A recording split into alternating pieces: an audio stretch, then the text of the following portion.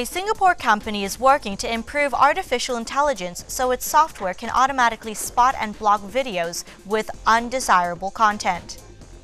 A Thai man broadcast himself killing his 11-month-old daughter in a live video on Facebook, the latest in a string of violent crimes that have plagued the company and prompted questions about how Facebook's reporting system works and how violent content can be flagged faster. We take a lot of videos and we train those particular sequences as fighting, and then we have got a model ready.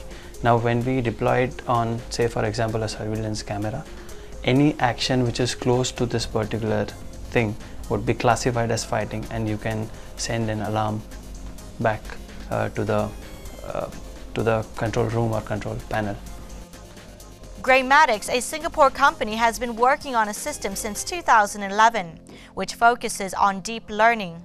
It teaches computers to learn by mimicking the brain with deep layers of artificial neurons. A computer is fed example activities considered undesirable by potential clients, either pulled from real videos, movies, or engineers acting out scenes in their office. And then it builds and refines algorithms that help it find real-life cases in streaming and uploaded videos.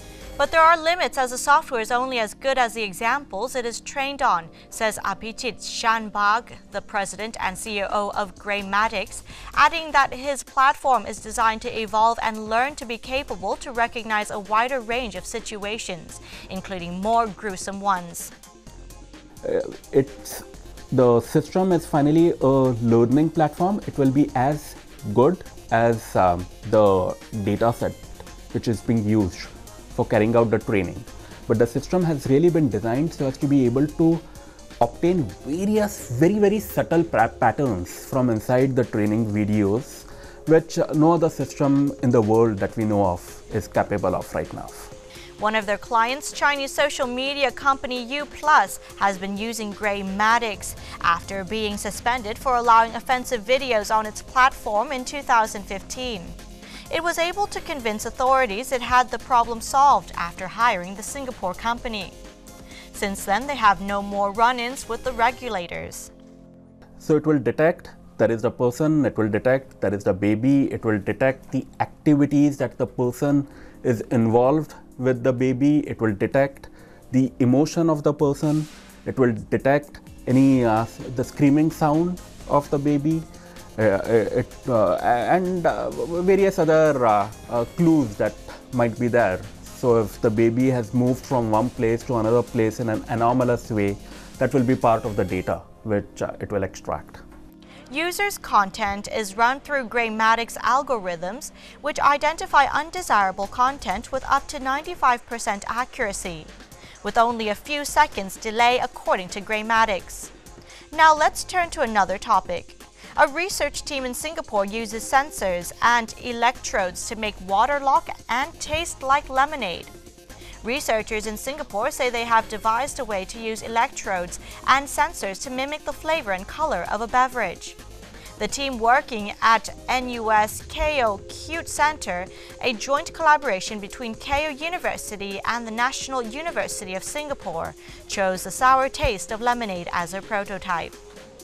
To start with, the sensor is dipped into a glass of real lemonade, and the pH value is then remotely transmitted to electrode strips running along the top of a glass of water.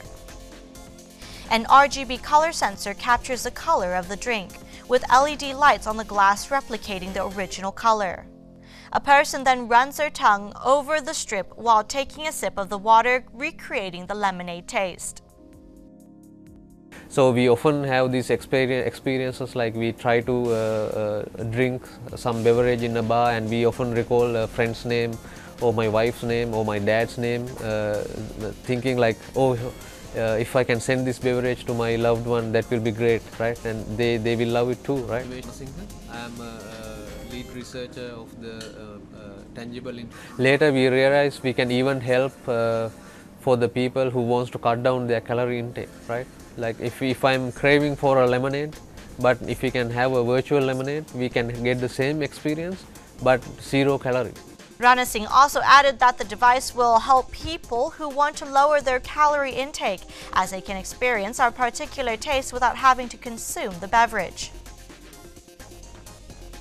Because at the beginning, when I see this electronic thing, right, I was thinking it could be like, I was imagining the electronic taste, but actually it's actually quite real to me. So because it's really mild, it's like mild sweet, right? But it's lesser sour than the real lemonade. Yeah. I think most is definitely the way the tongue touches the cup.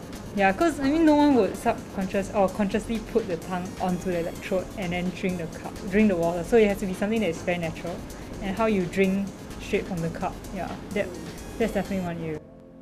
A taste test was put to 2 university students in front of a Reuters reporter.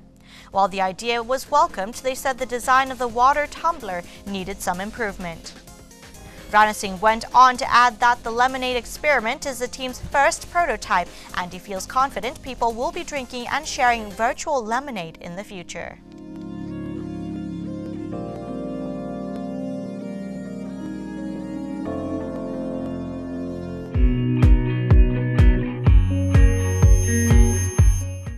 And that wraps up the ASEAN Challenge for this week. Thanks for staying tuned and see you next week. As for now, สวัสดีค่ะ สวัสดีค่ะ